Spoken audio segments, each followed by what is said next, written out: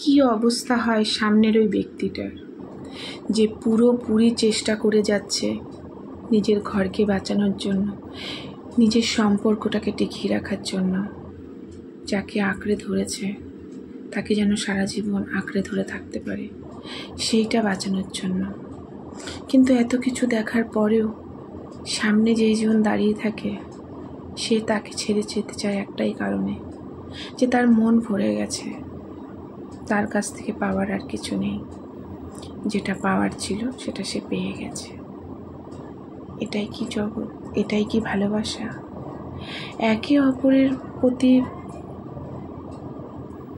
Feelings, ভালো থাকা, ভালো মুহূর্ত শুধুমাত্র কি একটা শরীরের সম্পর্ক হয়? মনের থেকে না।